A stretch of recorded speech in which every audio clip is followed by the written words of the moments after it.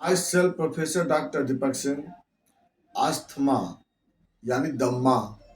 आज हम लोग इसके बारे में, इसका कैसे इलाज करना है, कैसे मैनेज करेंगे, आज इससे बात करने जा रहे हैं। आस्थमा दम्मा के बारे में जानते होंगे, इसके काफ़ी मरीज हैं और इसका इलाज संभव तो है नहीं, बहुत डिफ़िकल्ट है। इसको हम मैनेज कर सकते हैं, मैनेज करते हैं, लेकिन होम्योपैथी दवा से इसको हम बहुत हद तक इसको हम लोग ठीक करते हैं। कैसे करते हैं आज बता देते हैं। दम्मा के बारे में जानते हैं कि दम्मा किसे बोलते हैं। दम्मा क्या है कि एक ब्रोंकस का एक एक्यूट कंडीशन है। ब्रोंकस में होने वाला एक कंडीशन होता है दम्मा में, जो ब्रोंकस में सडन स्पाज्म होता है, इसलिए बोलते हैं रिकरेंट स्पाज्मोडिक अटैक बोलते हैं। बार बार ब्रोंकस में स्पाज्म होने की वजह से पेशेंट को सांस लेने में बहुत दिक्कत होती है। सीवियर डिस्पनिया बोलते हैं, चेस्ट डिस्कम्फर्ट होती है, जिसको दम्मा बोलते हैं या अस्थमा बोलते हैं। यानी severe recurrent spasm of bronchus resulting dyspnea and short breathing with chest discomfort known as asthma। यह अस्थमा इतना तो क्लियर है कि ब्रोंकस का बीमारी है ये, क्योंकि जानते हैं कि अब जैसे लोअर रेस्पिरेटरी ट्रैक्ट में 3 पार्ट है, ट्रेकिया, ब्रोंकस, अल्वेलाई। तो ये बीमारी किसका है? ब्रोंकस का। अब बात करते हैं होता क्या है, क्यों ब्रोंकस स्पाज्म हो जाते हैं। तो ब्रोंकस स्पाज्म होने के पीछे 2 रीजन है, atopic asthma, non atopic asthma. Atopic asthma क्या होता है, जिसमें कि आईजीई एक एलर्जी के एक एंटीबॉडी होते हैं। आईजीई के बन जाने के कारण वहाँ पे बार बार हिस्टामिन रिलीज होते रहता है, उस हिस्टामिन के कारण वहाँ पर स्पाज्म हो जाते हैं। इसका मेन रीजन होता है एलर्जेन। किसी भी तरह का एलर्जी के कारण, चाहे धूल है, धुआं है, परफ्यूम है, पॉलन ग्रेन है, कुछ भी, कोई भी ऐसा कंडीशन के कारण जब आपको वहाँ पर आईजीई का फॉर्मेशन हो जाता है, आईजीई जो होता है बार बार वहाँ पर एक्टिवेट होते हैं। आईजीई के कारण मास्ट सेल एक्टिवेट होता है, मास्ट सेल के एक्टिवेट होने के कारण हिस्टामिन बनता है, हिस्टामिन के कारण वहाँ पर फ्लूइड का एक्युमुलेशन होता है, बार बार वहाँ पर स्पाज्म होता है, जिसको हम लोग एटोपिक अस्थमा बोलते हैं। एक होता है non atopic asthma. Non atopic asthma होता है किसी जैसे कोई स्मेल के कारण हुआ, कोई ड्रग्स के कारण होता है, कोई डाइट के कारण जो होता है, या कोई जेनेटिकल कंडीशन के कारण होता है, न्यूरोलॉजिकल कंडीशन के कारण से, या मस्कुलर किसी कारण की वजह से, स्मूथ मसल्स के कारण अपने आप क्या होता है ना कि ब्रोंकस से स्पाज्म हो जाते हैं। कोई डिप्रेशन के कारण यहाँ पर डिप्रेशन भी होती है कॉज में, और वहाँ ब्रोंकस से स्पाज्म हो जाते हैं, और स्पाज्म होने के कारण जो होता है ना रेस्पिरेशन में दिक्कत होता है, जिसको हम लोग बोलते हैं नॉन एटोपिक अस्थमा बोलते हैं। तो अस्थमा तो 2 तरह के हुए ना यहाँ पे, 2 वेराइटीज के होते हैं। और इसका जो पेशेंट होता है ना, होने को तो किसी एज में होता है, लेकिन आपको यंग में आपको पेशेंट ज़्यादा डेवलप होते हैं, और इसका इफेक्ट जो होता है ओल्ड एज तक मिलते रहता है। सब दिन इसका पेशेंट मिलता है। सिम्टम क्या मिलता है, जब भी अटैक होता है तो उस समय मरीज को काफ़ी सांस लेने में दिक्कत होता है, जिसको डिजनिया बोलते हैं।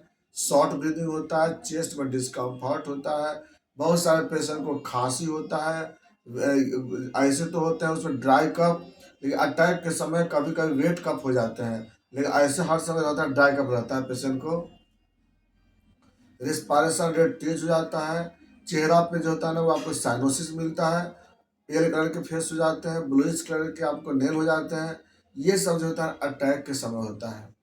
और चेस्ट पेन भी होता है उस समय, स्पाज्म भी सब डेवलप होता है उसमें। और बाद में जैसे बिना अटैक के समय ऐसे पेशेंट नॉर्मल रहता है, लेकिन वही ड्राई कफ होते रहता है पेशेंट को, और बहुत ज़्यादा कहीं पे वो दौड़ नहीं सकता है, क्योंकि तो जो ब्रोंकस का कमज़ोर होता है ना, क्योंकि बार बार अटैक होने के कारण क्या होता है, बार बार स्पाज्म होने के कारण ब्रोंकस कमज़ोर हो जाता है। हम लोग इसका जांच कैसे करेंगे कि हाँ दम्मा ही है। देखिए, तो अस्थमा को पता लगाने के लिए सबसे इम्पोर्टेंट होता है pulmonary function test. Pulmonary function test कराने पे क्या होता है, आता है एक स्पायरोमीटर होता है, इसको माउथ के अंदर डाल करके हम लोग नोज को पींच करके हम लोग उसका लंग्स वॉल्यूम कैपेसिटी पता लगाते हैं, और इससे पता लगता है कि पेशेंट को अस्थमा है कि नहीं है। सबसे मेन जांच ही होता है। दूसरा नंबर पे एलर्जिकल अस्थमा अगर होता है तो वहाँ पे हम लोग टोटल आईजी कराते हैं, एलाइजा पर टोटल आईजी, और उसकी वजह से पता लग जाता है। तो और बहुत ज़्यादा कोई खास नहीं अस्थमा में है, ये सब जांच करके पता लगा लेते हैं। और स्टेथोस्कोप से पता लगाते हैं तो व्हीजिंग साउंड मिलता है वहाँ पर ब्रोंकोवेस्कुलर एरिया में, जहाँ ब्रोंको चेस्ट में होता है वहाँ पे पता लग जाता है। और अब इसके बाद आते हैं इसका ट्रीटमेंट क्या करते हैं। इसके लिए जब भी अटैक होता है तो पेशेंट को पहले पोस्चर मेंटेन बहुत ज़रूरत होता है। अटैक के बाद होता है खास करके उसको इंक्लाइन पोजिशन पर रखते हैं, लेटरल पोजिशन पे ज़्यादा पेशेंट को बोलते रहने के लिए। और प्लस अगला होता है इसमें चेस्ट फिजियोथेरेपी ज़्यादा इम्पोर्टेंट है। रेगुलर एक्सरसाइज की आवश्यकता होती है। जो भी चीज़ से एलर्जी होता है उससे पेशेंट को बचना चाहिए, ट्रिगर से। प्रॉपर मास्क यूज कर बोलते हैं लगाने के लिए। पेशेंट को बोलते हैं ऑक्सीनेटेड रूम में या जिस रूम में वेंटिलेशन अच्छा हो, पेशेंट को उससे बोलते रहने के लिए। जब भी अटैक होता है तो इन्हेलर या फिर नेबुलाइजेशन कराते हैं पेशेंट को एक प्रॉपर अच्छे ब्रोंको डायलेटर केमिकल के द्वारा। तो मैनेजमेंट में हम लोग यही पेशेंट को रखते हैं। कोल्ड से बचाने की कोशिश करते हैं, धूल धुआं इस सब से जिससे उसको एलर्जी हो वो सबसे पेशेंट को बचाते हैं। मेन आता है इसके लिए दवा क्या करते हैं। देखिए सबसे अच्छी दवा इसमें आता है ब्लाटा और इंटेलिस्ट, जो आता है आपका मदर टिंचर भी दे सकते हैं, इसको डायलूशन भी दे सकते हैं। और इसको आप जब जिस समय अस्थमा का ज़्यादा अटैक रहता है तो उस समय इसको दिन भर में दो या तीन घंटा पे हम लोग 5 बूंद आधे कप पानी के साथ इसको देते हैं। सबसे पहला इंपॉर्टेंट जो सबसे मेन होता है। नंबर 2 दूसरे नंबर पे क्या करते हैं, दूसरे नंबर पे हम लोग देते हैं आर्सेनिक अल्व। आर्सेनिक अल्व जो होता है वो 30 पावर में 5 गुण 3 बार या 4 बार पेशेंट को डेली हम लोग देते हैं, जब तक कि पेशेंट नॉर्मल ना हो जाए। ऐसे भी इसको लंबे समय तक यूज करना चाहिए। थर्ड नंबर की दवा होता है इसमें अमोनियम कार्ब। अमोनियम कार्ब जो होता है उसको 200 पावर में 5 गुण 3 बार या 4 बार हम लोग पर डे देते हैं। अगली दवा होती है इसमें एंटीमटार। एंटीमटार जो होता है वो 5 गुण उसमें इसमें लोग 30 पावर में लोग 5 गुण 3 से 4 बार देते हैं। अगली दवा जो इसमें होता है स्पाइडोस्पर्मा मदर टिंचर में जो होता है ना, स्पाइडोस्पर्मा मदर टिंचर, उसको हम लोग दिन भर में हम लोग 3 बार या 4 बार हम लोग आधे कप पानी के साथ पेशेंट को देते हैं। इससे जो होता हुआ जो अंदर में जो कभी कभी स्पूटर जो ड्राई हो जाते हैं ना, जो सूख जाते हैं, उसको वहाँ से वो रिमूव करने की कोशिश करती है। तो ऐसे तो बहुत सारे अस्थमा की दवा है, एक दो नहीं है। ये तो फिजिशियन पे डिपेंड करता है, केस पे डिपेंड करता है, किस तरह का लोग दवा यूज करते हैं। उसमें लोग को बायोकेमिक में भी कुछ आता है दवा जो कि हम लोग दे सकते हैं अस्थमा वाले पेशेंट को। लेकिन सबसे बड़ा चीज़ है कि इसमें पेशेंट टू पेशेंट अलग अलग तरह की दवा देते हैं, अलग अलग तरह का केस होता है, अलग अलग तरह का दवा देते हैं।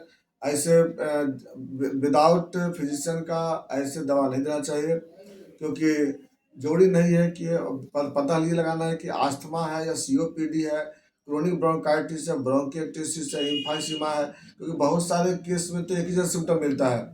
अब सीओपीडी में देखेंगे तभी इसी के जैसा सिम्टम मिलता है, क्रोनिक ब्रोंकाइटिस देखते हैं उसमें भी सेम सिम्टम मिलता है, इम्फाइसीमा में भी, ब्रोंकिटिस में भी। तो हमको चाहिए कि सबसे पहले कि उसको ये पता लगा कि डिजीज है कौन सा, और उसी के बाद हम लोग इसका हम लोग इलाज करते हैं। तो पेशेंट का सिम्टम देखने के बाद ही हम लोग आगे डायग्नोसिस करते हैं, और जब सिम्टम डायग्नोसिस दोनों जब मिलता है उसके बाद फिर हम लोग मेडिसिन करते हैं।